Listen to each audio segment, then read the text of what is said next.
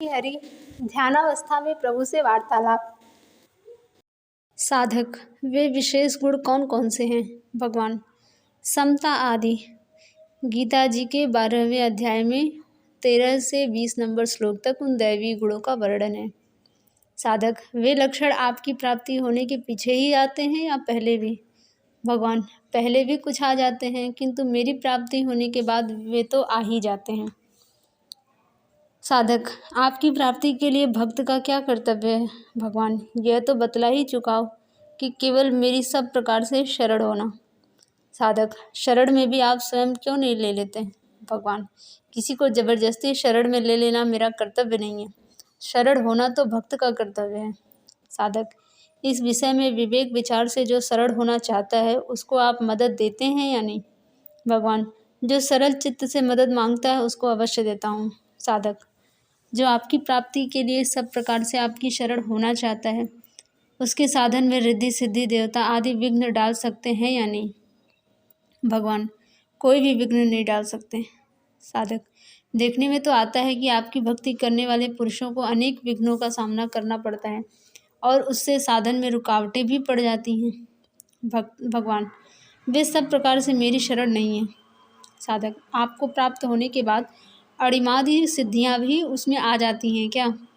भगवान भक्त को इनकी आवश्यकता ही नहीं है। साधक यदि भक्त इच्छा करे तो भी ये प्राप्त हो सकती हैं या नहीं? भगवान मेरा भक्त इन सबकी इच्छा करता ही नहीं, और करे तो वह मेरा अनन्य भक्त ही नहीं। साधक आपकी प्राप्ति होने के बाद आपके भक्त का क्या अधिकार होता है? भगवान वह अपना कुछ भी अधिकार नहीं मानता है और न चाहता ही है। साधक उसके न चाहने पर भी आप तो दे सकते हैं। भगवान हाँ मुझे आवश्यकता होती है तो देता हूँ। साधक आपको भी आवश्यकता?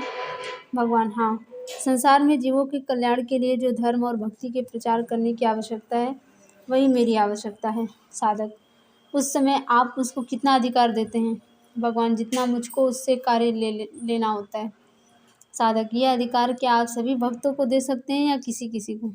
भगवान उदासीन को छोड़कर जो प्रसन्नता के साथ लेना चाहते हैं उन सभी को यह अधिकार दे सकता हूँ। साधक धर्म सदाचार और भक्ति के प्रचारार्थ पूर्ण अधिकार देने के योग्य आप किसको समझते हैं? कैसे स्वभाव वाले भक्त को आप पूरा अधिकार दे सकते हैं? भगवान जिसका दूसरों के हित के लिए अनायास ही सर्वस्व त्याग करने का स्वभाव है, जिसमें सबका कल्याण हो, ऐसी स्वाभाविक वृत्ति सदा से चली आ रही है, और जो दूसरों की प्रसन्नता पर ही सदा प्रसन्न रहता है, ऐसे उदार स्वभाव वाले परम दयालु प्रेमी भक्त को मैं अपना पूर्ण अधिकार दे सकता हूँ। साधक क्या आपकी प्राप्ति के बाद भी सब के सब भाव एक से नहीं होते?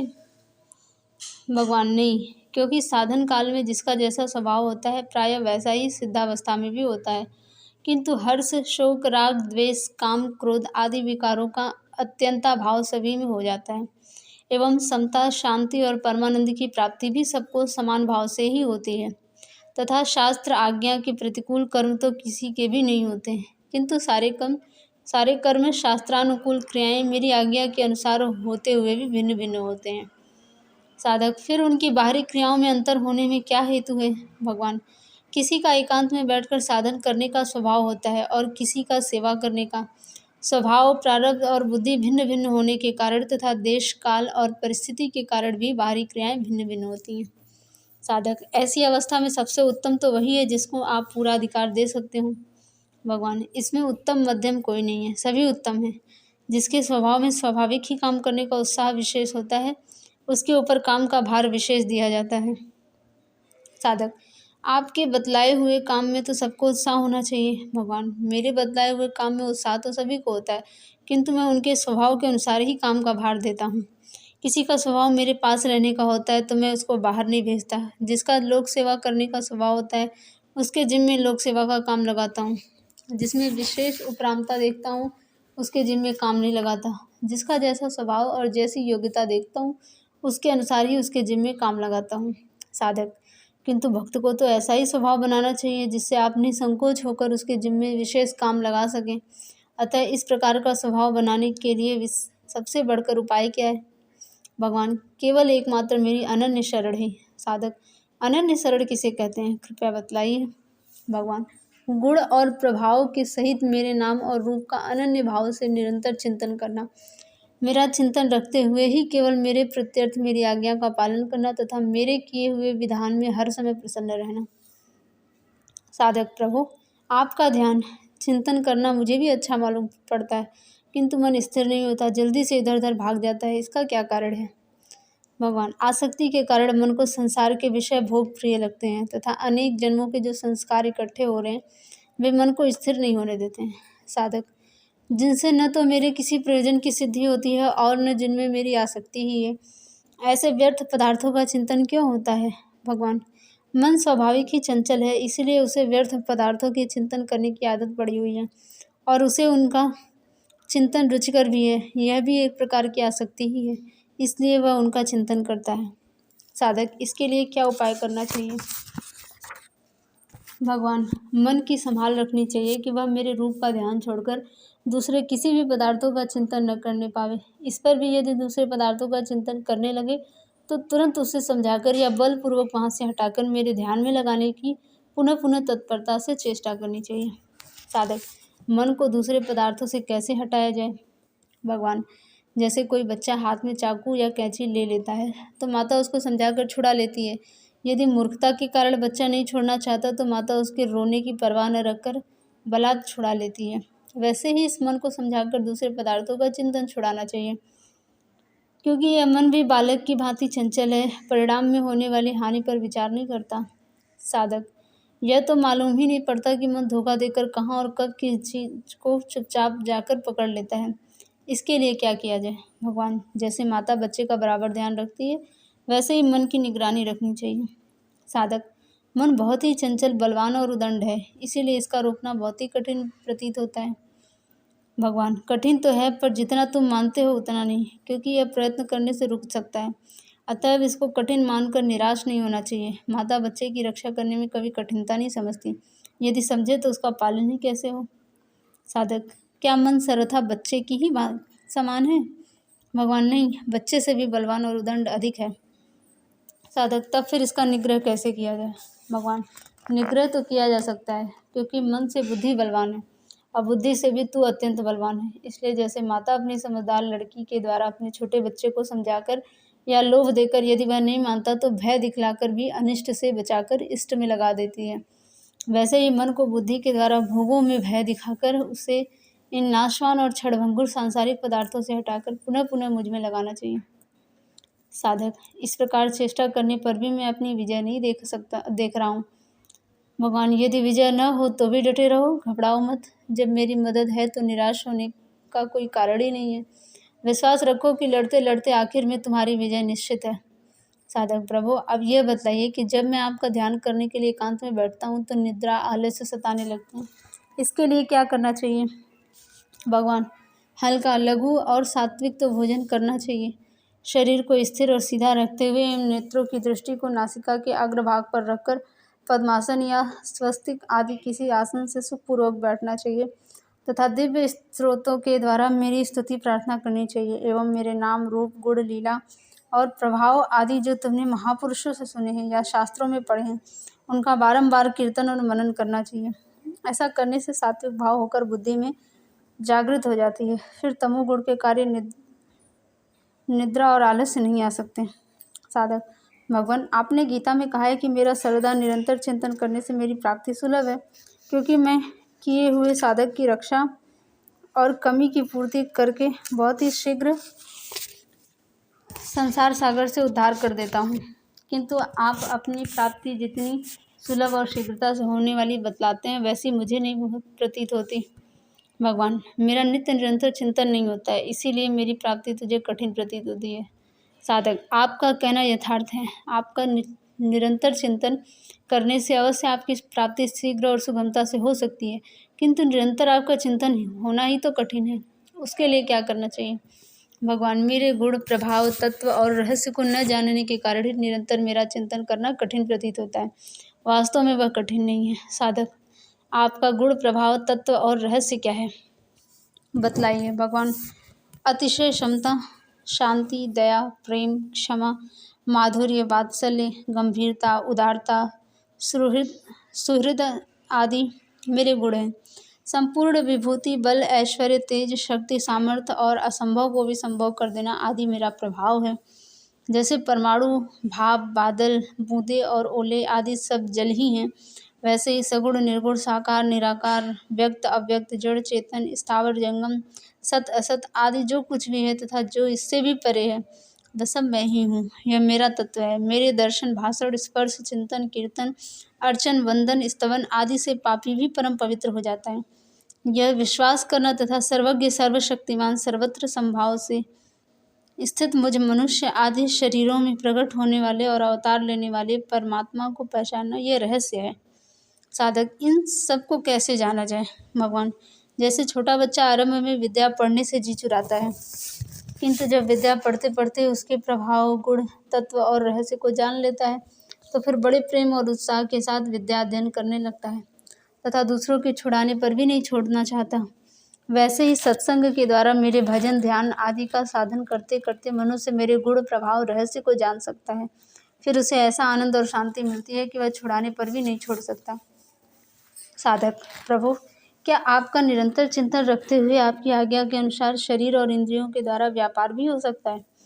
भगवान, दृढ़ अभ्यास से हो सकता है। जैसे कछुए का अपने अंडों में, गौ का अपने छोटे बच्चे में, कामी का स्त्री में, लोभी का धन में, मोटर ड्राइवर का सड़क में, नटनी का अपने पैरों में ध्यान रहते हुए उनके शरीर और इंद्रियों के द्वारा सब चेष्टाएं भी होती हैं, इसी प्रकार मेरा निरंतर चिंतन करते हुए मेरी आज्ञा के अनुसार शरीर और इंद्रियों के द्वारा सब काम हो सकते हैं।